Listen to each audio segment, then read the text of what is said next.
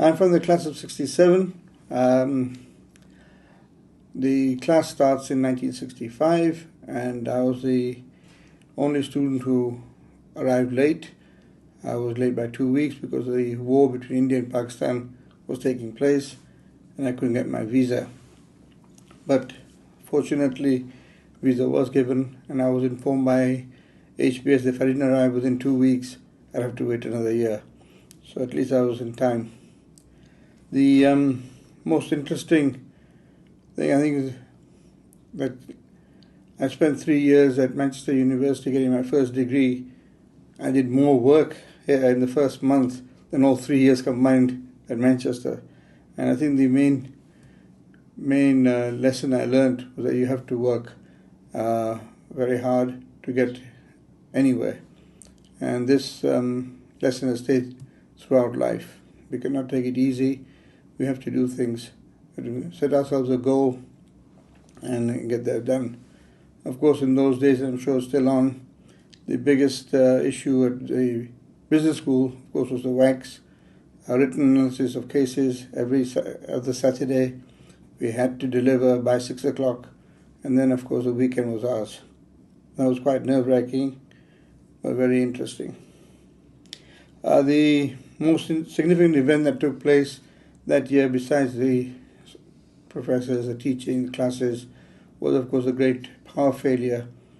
And I was the only person probably in the whole school who knew it was a power failure, because in Pakistan that was a regular occurrence.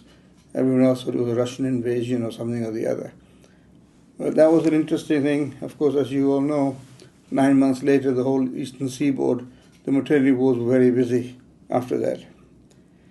The classes were very interesting.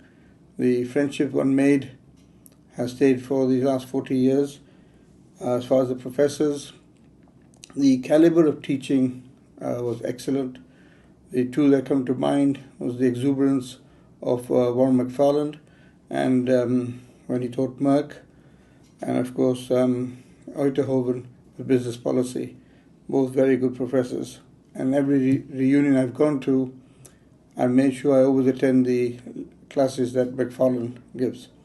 I still just enjoy his exuberance. The most important arena was to gain the comfort that you'd been to Harvard, so you were at least a so-called authority on business, but one never stops learning. One's learning all the time. Even today, one learns, and we've been very lucky. We were in Pakistan. Unfortunately, East Pakistan was created. East Pakistan was created, or Bangladesh was created out of East Pakistan in 1971. There was a civil war. I moved back to West Pakistan. Then Mr. Bhutto came to power, and he was deposed by the army. But then I went to Canada, got the kids' schooling done, and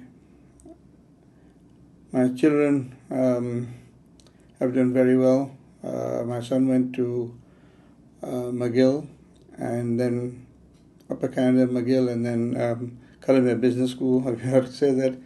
And my daughter went to Bishopstown, Cornell, and Harvard Law. And the most satisfying thing in life is that they both, even having lived and studied all their lives, have returned to Pakistan and are working with us, or with me in the family business, which is expanding quite well. I think the experience of Harvard never leaves you, and the continuing, the alumni relations, the school keeps in touch with you and regards the alumni as important.